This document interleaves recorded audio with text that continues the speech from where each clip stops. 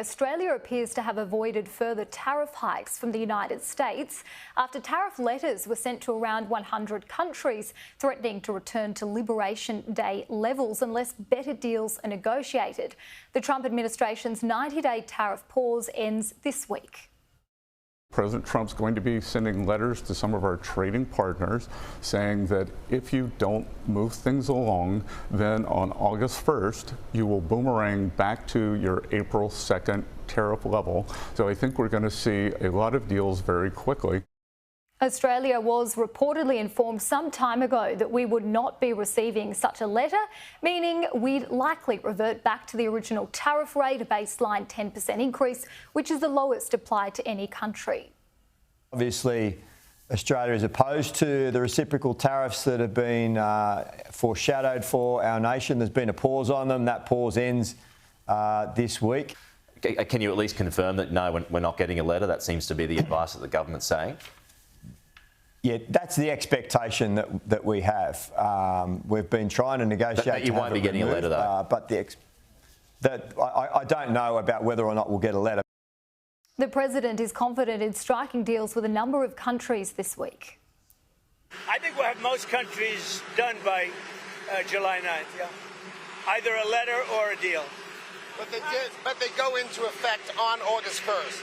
Tariffs go into effect August 1st, but the president is setting the rates and the deals right now. Joining me live now is former Australian ambassador to the United States, Arthur Sinodinos. Arthur, thank you so much for joining me today. Hi, Julia. Let's start at the natural start, tariffs. There's so much to get through. We heard on Friday the Prime Minister say at that Sky News Australian Economic Outlook event that it's not likely that we're going to get a deal here. Things are pretty much going to stay as we learnt that they were going to be, so that baseline 10% tariff.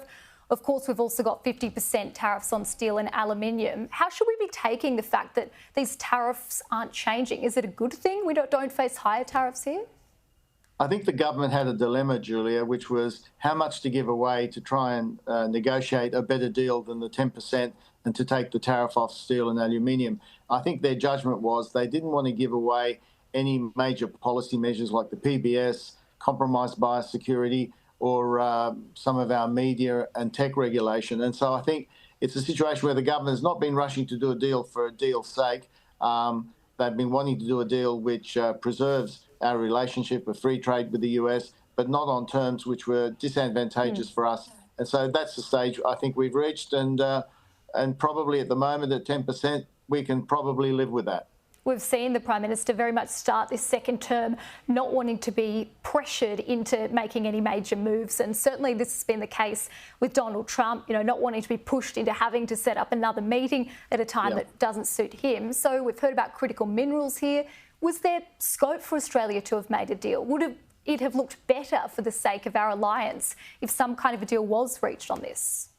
Look, it's always desirable to do a deal, but I think the government should spell out if a deal is not made, why a deal was not possible. I agree with you. Critical minerals is something that the US is very interested in. Australia has a lot of. That's one we can make a lot of. And so I think we should persevere with seeking to do more on critical minerals if we can, because other countries are beating a path to the US door, including in Central Asia and other parts of the world. So there's lots going on in that space.